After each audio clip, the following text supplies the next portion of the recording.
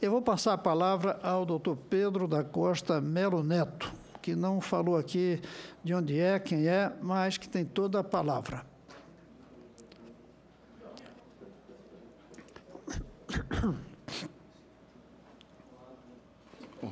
Bom dia a todos. Meu nome é Pedro, eu sou natural de Aracaju, sou formado em Medicina pela Escola Latino-Americana de Medicina em Cuba e atualmente eu sou médico residente da especialidade de acupuntura e dor do Hospital das Clínicas da Universidade Federal de Pernambuco. Tive a oportunidade de estar acompanhando parte daqueles pacientes, inclusive o Vitor, que foi colocado o vídeo aqui na audiência, na última audiência, e está dando minha contribuição para aqueles pais que decidiram fazer o uso do CBD, né, que é o derivado da maconha, né, e com isso eu pesquiso e atualmente sou convidado, né, para estar dando esclarecimento e palestras a respeito do uso da maconha medicinal.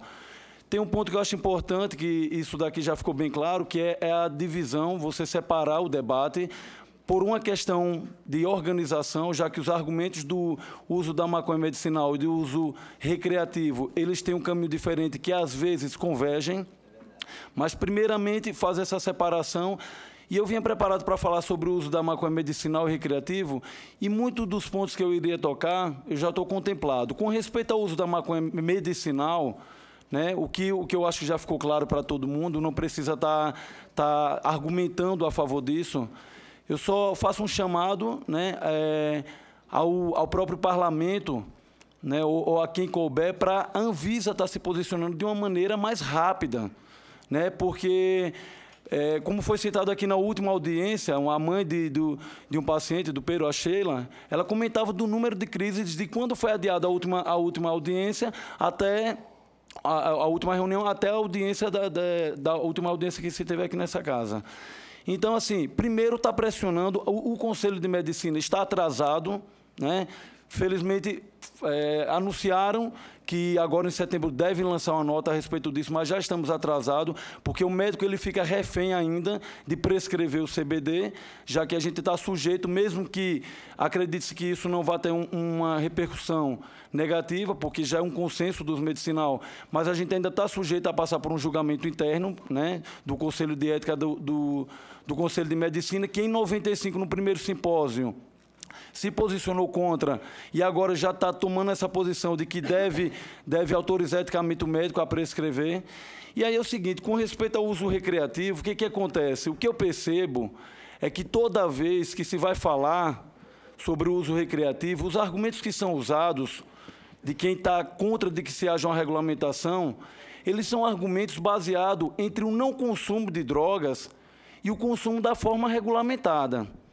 Então, se a gente perceber a fala de quem faz o uso recreativo, de quem é contra que haja uma regulamentação do uso recreativo, ela vai baseada entre você não usar, né, aquelas pessoas que decidem usar a droga ou que ela use regulamentada. Essa comparação ela não existe. A droga, esse slogan da ONU de 1961 e 71, de que um mundo sem drogas é possível, ele já caiu por terra.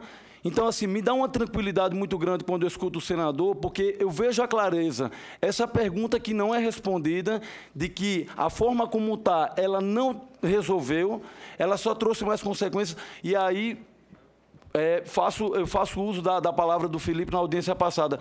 Pessoal, se alguém quer decidir, se alguém quer discutir a maconha, tem coisa que a gente já tem que ter bem consolidado, a discussão é de alto nível.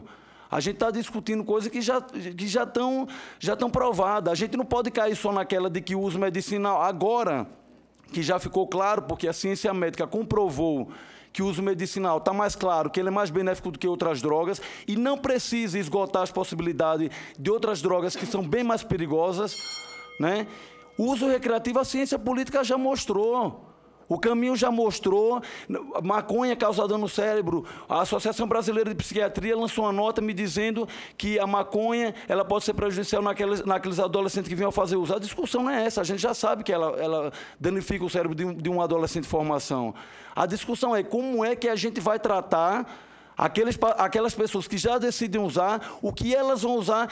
E, assim, dá para ver na fala de quem está contra essa regulamentação que não está entendendo nada de política de redução de danos. Em São Paulo, quando se parou um tempo de distribuir seringas para usuários de drogas injetáveis, se disseminou uma cepa de HIV praticamente paulistana.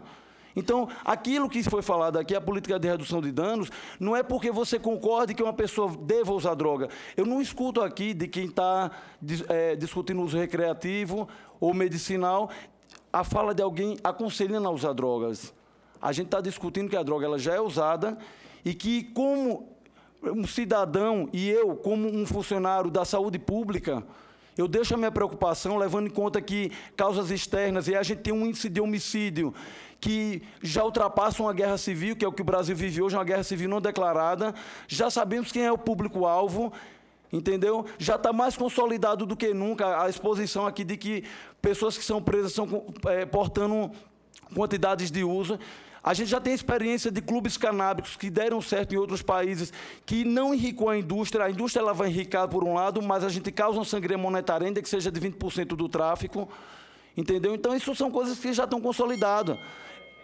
Entendeu? Então, assim, eu chamo para essa reflexão, entendeu? Para a gente pedir um aceleramento por parte da Anvisa, porque eu só escuto declarações, eles falando que já estão pensando nisso e estão adiando coisa que já não pode ser adiado, e eu acho que o uso recreativo, ele tem sim que ser debatido com uma velocidade, e não temos que esperar 2016, que muitas pessoas vão ser mortas daqui para lá também.